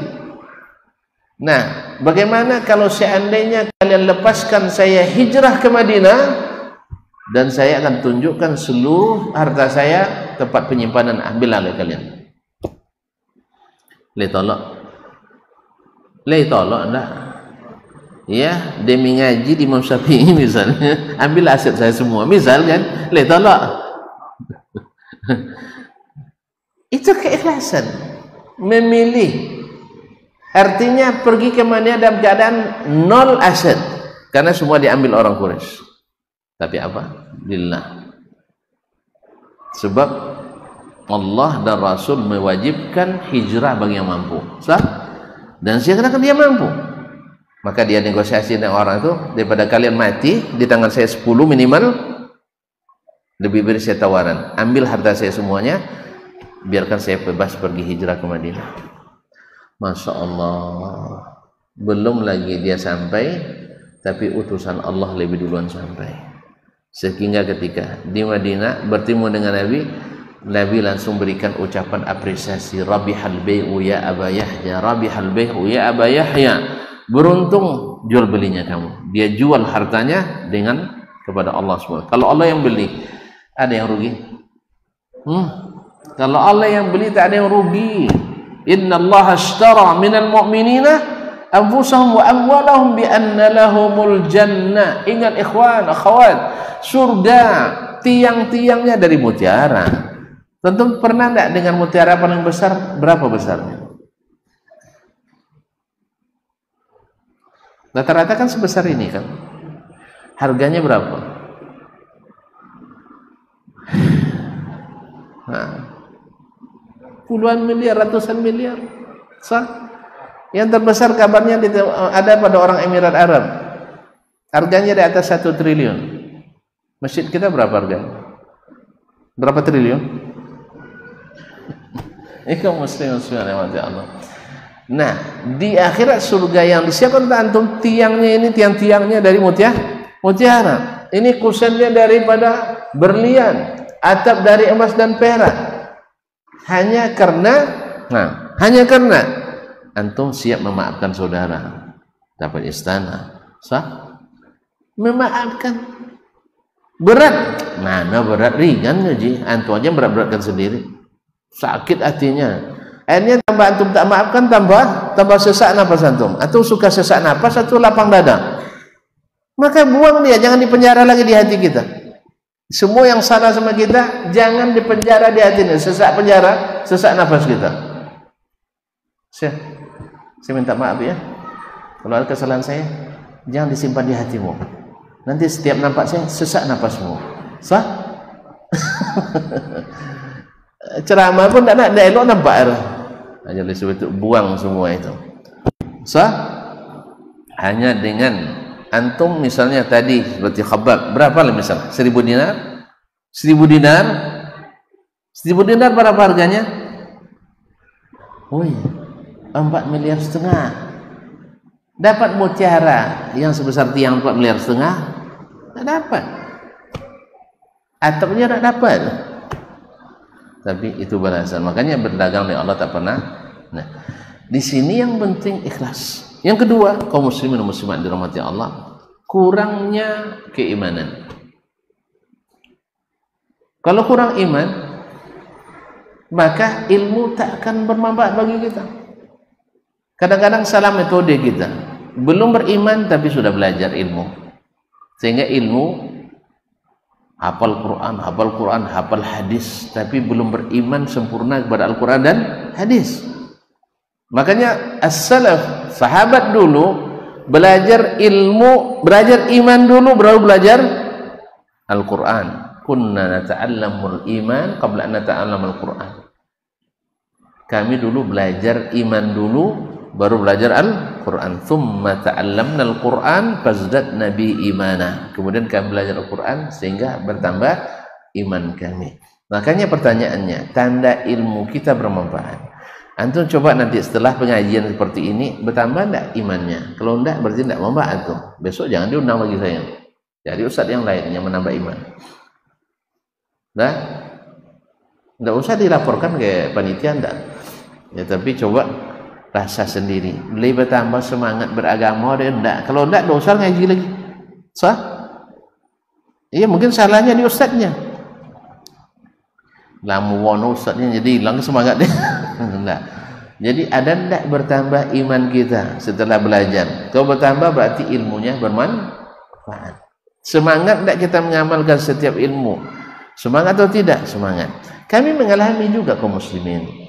Kami berangkat 4 orang, ini para dokter semua, tamat luar negeri semua. Tiba-tiba sampai di bandara, datang telepon. Ada suatu hal yang tidak menggembirakan. Teman saya hilang selera makannya, hilang selera tidurnya, makan tak lomah, tidur tak nyenyak. Itu tugas besok bisa dibuat dengan baik? Hah? tidur tak nyenyak, makan tak sedap, itu sehat badan? Itu bekerja nyaman? Enggak. Saya bilang, Syekh, antum rugi berapa kali? Makan enggak antum makan, pas tidur antum enggak mau tidur, besok sakit badan, kerja enggak selesai, itu juga belum tentu selesai, banyak sekali beban kita. Oleh sebab itu enggak usah dipikirkan itu. Jelas? Enggak usah pikirkan itu, karena dipikir saja enggak guna, tapi dikerjakan baru berguna. Dikerjakan. Alhamdulillah sampai di tujuan, tiba-tiba datang seorang syekh dari Arab Saudi. Dia kasih ceramah, kami dengar dengan seksama. Alhamdulillah, lega hati. Berarti bertambah enggak ilmu? Bertambah iman? Tambah semangat? Alhamdulillah. Kalau antum merasakan itu, teruskan. Kalau enggak, berarti belum sesuai kaji. Istilah lu tegawi yang gatal lagi. Jadi kaum muslimin muslimat, itu salah satu cara mendeteksi ilmu kita bermanfaat atau tidak. Kalau bersemangat rasanya tidak ada tekad, walaupun kadang tidak tersampaikan juga. Ketika kita dengar Ustaz misal bicara tentang tadilah manfaat memaafkan saudara, ya sah? Kan sebenarnya saya ceritakan kan, kita seorang saudara yang memaafkan saudaranya yang tidak mau bayar utangnya, lalu dia bermimpi bertemu Nabi alaihissalatu wassalam, dan dalam hadis juga disebutkan mau memaafkan. Nah, akhirnya dia mendengar kaji itu di masjid, dia pulang telepon saudaranya, dah kita sudah selesai. Kenapa enggak artinya? Apa? Hanya mendengar kaji. Bukankah dulu sahabat juga masuk Islam setelah mendengar dari Nabi sallallahu alaihi wasallam? Amr bin Tufail Ad-Dawsi datang ke Mekah di musim haji. Orang Mekah fitnah. Di sini sedang marak Wahabi. Wahabi lagi. Wahabi belum ada. Apa namanya? Nabi Muhammad sallallahu alaihi wasallam. Dia berbahaya. Kok berbahaya? Bukan dia bergelar amin, iya. Dulu, sekarang sudah berubah. Nabi berubah tidak? Berubah enggak? Tidak ada berubah. Berubahnya dulu dia tidak berilmu, sekarang berilmu. Dulu dia hanya sekedar tahu disesat, sekarang dia tahu cara untuk menyelesaikannya. Sah? Baik. Akhirnya dibuat, masukkan kapas dalam telinga, tak dengar apa-apa. Antum coba berjalan, masukkan kapas sehari aja, asal keluar masuk kapas telinga, tak dengar apa-apa. Nyaman tak? Hah? Nyaman tak? Jadi Amr Tufail kan dia kepala suku. Akhirnya dia bilang, kalau dia penyair, saya ahli syair. Kalau dia tukang sihir, saya pandai sihir. Kalau dia dukun, saya lebih pandai berdukun. Akhirnya dia buka. Subhanallah, Allah takdirkan dia mendengar Nabi baca Al-Quran. Masuk itu Al-Quran dalam hatinya, masuk Islam. Subhanallah. Berarti ilmunya bermanfaat. Karena ada pengaruh kepadanya. Di antara yang menghalangi ilmu kita. Dah berapa tuh? Nah, masuk ketiga lagi, yaitu adalah fanatis kelompok. Kita hidup beragama ini lebih loyal kepada kelompoknya daripada kepada Al-Quran dan hadis Nabi alaihissalatu wassalam. Ini nampak sekali kaum muslimin. Kalau ustadznya dari kelompok kita belain habis-habisan walaupun salah. Walaupun salah. Dan itu salah apa benar itu? Saya ulang kembali. Membela yang salah apa benar? Salah. Terusan, kan sesama salah tidak boleh saling menyalahkan. Bukan. Menyalahkan itu dengan ilmu, ikhwan. Kan tadi saya contohkan, sebelum saya menuntut ilmu keluar, saya tidak tahu cingkrang itu sunnah Nabi. Justru yang terpatri dalam hati celana preman. Saya terima dari buya saya. Buktinya saya dirotan, dilocui kaki saya. Ini celana harus diturunkan. Kamu tidak mau, lapor sama mbak, terpaksa ganti celana lemah. Tidak bisa, tidak lah, sampai tahun pakai cingkrang sendiri dia. Ya, jadi kalian tiap tahun ganti kain, kami sekali 4 tahun tidak ganti lah. Nah, kena locuit pula tu. Nah, jadi kaum muslimin muslimat dirahmati Allah. Tapi setelah saya belajar, saya tahu ternyata yang dikatakan oleh guru dulu keliru. Nah, berani tidak saya untuk banting setir? Ya, dari yang jelas salah kepada yang jelas benar. Kan tidak wajib, masalahnya khilaf ulama dalam masalah ini. Tidak. Memang khilaf ulama, tapi tidak ada khilafnya Nabi tidak cingkrang. Tidak ada khilafnya Nabi bila melihat sahabat tidak cingkrang, dia tegur. Sah? Sahih? Nah, terlepas dari alasan ini, ilatnya ini dan sebagainya, tidak. Saya ingin berusaha dekat-dekat dengan Nabi SAW. Dia suruh, kita patuhi. Terus ulama bilang tidak wajib. Ya, ulama mereka dalam rangka menjelaskan hukum. Tapi rugi itu tidak, kita tidak mengikuti Nabi, rugi sekali. Nah, kalau ini yang terjadi, maka kembali kejayaan kita seperti di zaman Nabi SAW nanti. Nah, kalau tidak, ya itulah, kita pilih-pilih, kita hitung-hitung, sehingga Allah pun berhitung-hitung memberikan pertolongannya pada kita. Nasallallahu alaihi wasallam. Kaum muslimin dan muslimah dirahmati Allah SWT, di antara yang menyebabkan kita tidak memanfaatkan ilmu tadi, terlalu mencintai dunia. Sebenarnya ada kaitan dengan kurang ikhlas tadi, terlalu mencintai dunia. Saya katakan kenapa dibedakan, karena kadang-kadang orang mencintai dunia tapi pas masuk bab ibadah ikhlas dia, tapi pas mengamankan ilmu ditimbangnya antara urusan dunia dengan ininya. Ada kasus juga dulu, seorang melihat dia berilmu, sesuatu itu dilarang dalam agamanya, tapi di satu sisi dia harus berhadapan dengan kepentingan dunianya. Di negerinya tidak aman, orang Aljazair, lalu emigrasi ke Inggris. Tidak mudah cari kerja, sah? Melamar karena dia jurusan pariwisata, melamar di hotel berbintang. Tes keilmuan karena dia juga bagus dulu kuliahnya, lulus. Tertulis lulus, wawancara lulus. Terakhir kepala bagian personalianya atau manajer personalianya mengatakan tinggal satu lagi yang harus kamu lalui. Apa itu? Di malam minggu, weekend namanya Ustaz. Nah, iya, tolong kamu melayani tamu di diskotik. Kan hotel-hotel kan rata-rata punya klub diskotik. Kalau diskotik apa isi sih? Yang pernah masuk, coba tunjukkan. jangan. Nah, saya tidak pernah masuk, alhamdulillah. Jadi tidak tahu. Tapi ini sudah rahasia umum ya. Pasti isinya semuanya maksiat. Ada sholat berjamaah ada diskotik, atau ada zikir jama'i, ada selawatan, ada enggak ya? Semuanya rata-rata tempat remang-remang.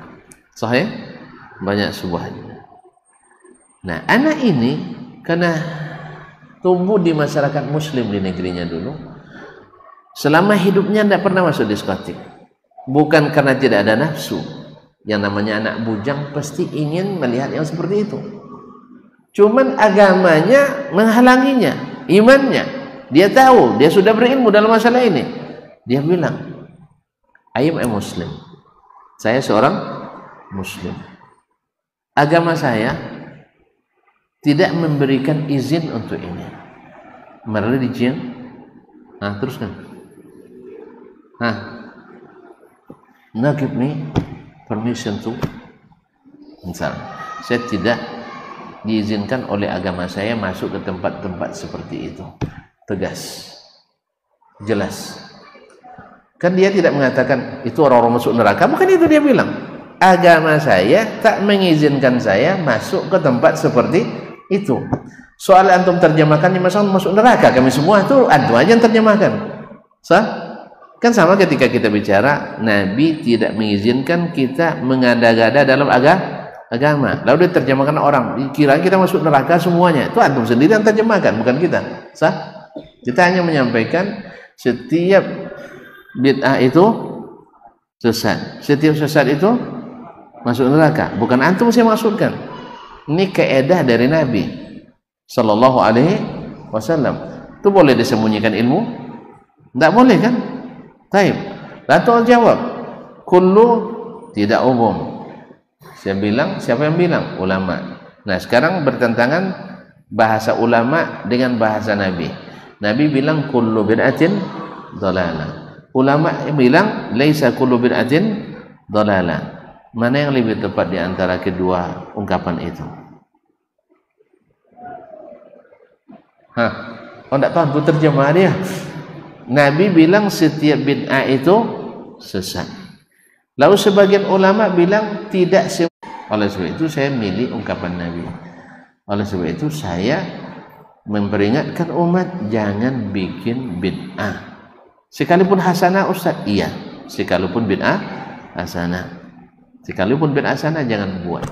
Sebab tidak ada orang buat bid'ah kecuali menganggapnya. Tidak ada orang yang berbuat bid'ah kecuali menganggapnya hasanah. Seperti kata Abdullah bin Umar, semua bid'ah di mata pelakunya mesti hasanah. Kalau tidak, mana mau dia? Tidak ada orang sengaja aku sesat, tidak ada orang. Karena ada yang sengaja aku sesat, sengaja aku dolalah, tidak ada yang lain. Oleh sebab itu maka saya lebih percaya ungkapan Nabi SAW. Nah, dia tahu ilmunya itu, bahwasanya yang masuk ke situ tidak baik. Oleh sebab saya tidak mau. Hasilnya apa? Sang manajer langsung berdiri memeluk anak ini.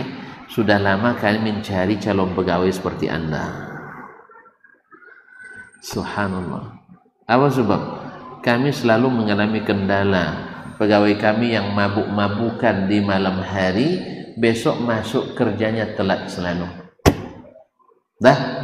Yang kedua, banyak dari mereka yang tidak amanah dalam bekerja. Dan orang yang takut kepada Allah tanpa diawasi pun akan amanah melaksanakan pekerjaannya. Akhirnya di negeri rusak pun dia bisa tidak rusak. Tapi sebaliknya, orang yang rusak walaupun ke negeri yang bagus, dia rusak juga. Sahih? Ada cerita. Ini Buya Hamka menceritakan. Datang seorang liberal ke Buya Hamka, ya Buya, ternyata di Mekah itu ada pelacur katanya. Auzubillah. Ada pula PSK ya, tuh. PSK. Tahu PSK? Tidak usah dibuat kepanjangan. Ternyata di Mekah itu ada PSK Buya. Coba bayangkan. Ini orang hati kotor atau hati sehatnya? Becadar bulan Buyanya, becadar. Lalu Buya bilang, ini orang pasti tidak sehat. Apa kata Buya? Saya kemarin ke Amerika, ya, turun di Washington, kemudian pergi ke New York, Los Angeles, tidak ada pelacur di sana. Kira-kira dia percaya tidak ucapan Buya? Hah? Tidak ada pelacur di Amerika. Tuan-tuan, jujurlah bilang, tidak ada pelacur di Amerika. Hah? Mereka justru bebas, masih jahiliyah dulu. Di Mekah masih menyembunyi orang Mekah pakai cadar kan? Nah, dia bilang tidak mungkin Buya, karena mereka menganut paham liberal, bebas semuanya. Lalu baru Buya masukkan. Nah, orang itu kemanapun dia pergi, yang dia dapat, yang dia cari. Kamu walaupun ke Mekah, yang cari kamu pelacur, dia kasih pelacur ketemu. Walaupun ke Mekah, walaupun ke Madinah. Tapi saya ke Washington, yang saya cari orang-orang saleh. Maka ketemu dengan para dai, para mufti, para dai di sana. Jadi kadang orang pergi ke Mekah nak buat maksiat cita-citanya, cari keburukan. Makanya jangan heran kalau ada yang kuliah misalnya, kuliah di Arab Saudi, habis itu mantan Wahabi, Wajar saja, karena yang dicarinya bukan ilmu, yang dicarinya adalah subuhat. Wajar aja. Ada yang nanya kepada saya, Ustaz, kok sama-sama tamat Arab Saudi tapi kok hasilnya beda? Biasalah, pabrik sabun kan beda-beda hasilnya. Unilever ada sabun untuk kelas rendah, ada sabun untuk kelas menengah, ada sabun untuk kelas tinggi, ada sabun untuk kelas elit. Woi, sabun, tahu enggak sabun? Ada yang murah, ada yang setengah mahal, ada yang mahal, ada yang lebih mahal. Wajar aja produknya beda. Satu pabrik beda produk. Karena tidak mungkin semua beli yang mahal. Kalau antum jualan sabun nanti, aduh sabun sabun apa? Sabun cair. Merek apa? Unilever misalnya, PT Unilever. Beda. Bapaknya 250.000 deh. Tidak biasa pakai sabun 250.000 kan, 2.000 mati besok. Awak dulu pondok sabun Cak Salam juga. Nah itu ada yang murah juga, ada yang lebih murah 75.000, yang murah lagi ada 15.000, yang murah lagi 5.000. Nah jadi yang cari yang 5.000 juga banyak. Walaupun sebenarnya di sana yang produk 5.000 jarangnya, cuman ada juga satu-satu yang produk, ya karena dibutuhkan. Jadi jangan heran kalau ada yang jadi istilahnya ibaratnya bertolak belakang dengan apa yang ada sebenarnya. Ada satu dua saya dekat ya tempat-tempat di Timur Tengah yang berbalik arah. Biasa. Jangan risau nak. Tetap saja patokannya kalau produk itu kan lihat yang banyaknya kan. Ya. Kalau misalnya padi yang rata-rata bernas, lalu hampa kena dua bulir, tidak mungkin lah itu yang dipatokan. Antum bilang nanti padinya 1 hektar, lalu 1 tangkai mesi kering, itu antum buang padi semuanya. Ini tambangan tuh nampaknya. Padinya 1 hektar, berapa rumpun itu? Banyak kan, tiba-tiba mati serumpun, terus antum menjadi kepatokan ternyata sawah kita gagal panen tahun ini, gitu ya. Ternyata pendidikan di Arab Saudi gagal sebab ada satu yang nyeleneh, gitu. Pandailah menilai sedikit. Nanti gara-gara serumpun tinggal ambil ladang padi dulu, ndak niornya, atau yang mati satu rumpun, ndak. Yang satu tuh ganjil, dia mungkin dimakan tikus, atau makan pianggang, atau mungkin ada selnya yang rusak, dan sebagainya. Atau salah parkir, kata Ahmad bilang salah parkir katanya, salah parkir sehingga tergores-gores. Nah, jadi oleh sebab itu biasa. Tetap yang jadi patokan produk yang asli-asli. Jelas? Produk yang asli. Alhamdulillah kita dididik di sana bukan untuk membenci umat Islam, tapi untuk mencintai umat Islam. Dengan apa? Bingkai Al-Quran dan Sunnah. Kembalikan mereka semuanya. Oh, kami tidak pernah meninggalkan Quran dan Sunnah. Antum merasa. Orang Mekah dulu juga merasa juga tidak meninggalkan agama Ibrahim. Tapi Ibrahim dulu berdoa, jauhkan kami dari menyembah berhala. Antum buat 360 ekor berhala di Ka'bah. Sesuai? Kan tidak ada. Oh, ada takwilnya tuh. Ahli takwilnya banyak. Nah, ada takwilnya. Kami tidak menyembah berhala dulu, Cuma mereka orang-orang soleh. Jadi keramat, wali. Jadi melalui wali cepat doa dikabulkan. Kan itu juga alasannya. Sama dulu. Oleh sebab itu kaum muslimin dan muslimat dirahmati Allah, kalau merasa tidak meninggalkan sunnah, pada meninggalkan sunnah bisa tengoknya. Jemaah jarang, tinggal sunnah celana isbal, tinggal sunnah puasa sunat jarang, tinggal sunnah nikah cuma 1, tinggal pula sunnah banyak tinggal sunnahnya, ya kan? Zikir bukan zikir yang diajarkan Nabi SAW. Selesai Jumat, Assalamualaikum warahmatullahi, Assalamualaikum warahmatullahi, Abdullah zikri fa'alam nahu la ilaha illallah. Nabi nak Jumat yang jelas selesai salat, astagfirullah, astagfirullah, astagfirullah. Kemudian subhanallah 33 kali, alhamdulillah 33 kali, Allahu akbar 33 kali, ditutup dengan la ilaha illallah wahdahu la syarikalah, lahul mulku wa lahul hamdu wa ala kulli syai'in qadir. Nah, antum rubah itu, berarti tinggal pula sunnah satu. Sahih? Dan seterusnya. Kalau memang tidak merasa nikah, tidak merasa. Sebab dalilnya Abdullah Zikri la ilaha illallah. Nabi yang mengatakan hadis itu tentu paham dia makna pemakaiannya. Jelas? Dan seterusnya. Belum lagi keyakinan tadi. Allah bilang dia di atas, antum bilang tidak boleh di atas. Tinggal lagi sunnah lagi satu. Tidak ada dalam sunnah yang mengatakan Allah di mana-mana. Ya. Atau tidak ada dalam sunnah mengatakan Allah ada tempat-tempat. Adanya Allah wujud bila makan, dibuat stiker di mobil kan, Allah wujud bila makan. Dicari-cari yang kita hadis tidak ada orang. Rupanya dalam kitab ahli kalam. Ya, dinisbatkan kepada Ali bin Abi Thalib, tidak bersanad. Kalau tidak bersanad berarti palsu. Nah, kalau hadis ayat sahih, ayat Al-Quran dengan hadis-hadis sahih oleh riwayat palsu, tidak mungkin. Tinggal lagi sunnah. Nah, jadi tidak merasa itu banyak, tidak merasa tidak meninggalkan sunnah banyak, tapi yang tahu sunnah Nabi alaihi salatu wassalam. Dah masih ada lagi, udah mulai itu. Saya ambil yang satu ini, yaitu sombong, sombong yang membuat kita tidak bisa menggunakan ilmu itu. Hatinya mengakui, tetapi sikapnya tidak mau menerima. Itu yang banyak membuat para petinggi, baik di bidang ilmu maupun di bidang ketokohan. Siapa? Desmond. Celoca dulu tuh kene.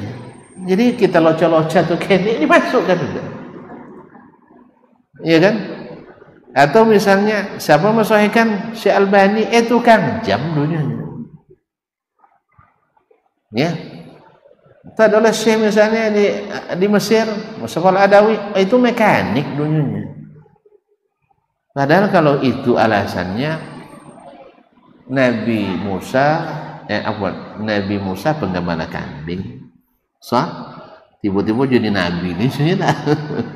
Ke dia Nabi Musa setelah gembala kambing kan jadi nabi kita penggembala kambing dan sebagai peniaga, pedagang. Pernah Nabi jadi anak buah? Pernah Nabi jadi anak buah anak. Subhanallah. Nabi pernah jadi anak buahnya Khadijah. Dia berdagang, bosnya Khadijah.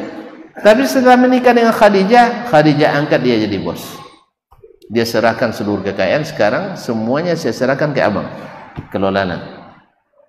Itu wanita yang hebat tuh. Sehingga tidak ada lagi hegemoni. Dan kaya pada culinya kan? Tidak ada cerita. Sekarang semua diserahkan sama Nabi SAW. Jadi kalau dapat bini macam itu namanya Khadijah. Iya, dia jando misalnya, punya aset sekian, bang, diri saya saja saya percayakan sama abang. Ini harta saya juga saya percayakan sama abang. Tapi apa aja seperti Nabi pula buat. Jenau bin dalam tujuh. Sudah itu duduk ngadai, sudah itu tidak ada cerita. Ya, Nabi setelah itu dia bersiap untuk bekerja keras lagi, karena dia tahu kerusakan. Cuma belum dapat ilmu dari Allah Subhanahu wa Ta'ala. Nah, orang-orang sombong tak akan mau menerima. Qarun disuruh bersama Nabi Musa, suruh infak sebagian hartanya, sombong. Saya dapat karena keahlian saya. Fir'aun tahu dia Musa, sahih, tapi dia bilang, ana rabbukumul a'la. Abu Jahal datang ke Nabi SAW, Muhammad, sebenarnya ma'ahidna minka kadziban qat. Kamu tidak pernah berbohong selama ini. Cuman masalahnya dulu Bani Hashim dapat tugas akomodasi konsumsi jemaah. Kami Bani Makhzum bagian negosiasi dan hubungan luar negeri. Bani Syaibah tukang pegang kunci Ka'bah dan seterusnya. Dan bagi-bagi tugas dulu. Nah sekarang Bani Hashim ada nabi, tuh kami bilang jadi nabi.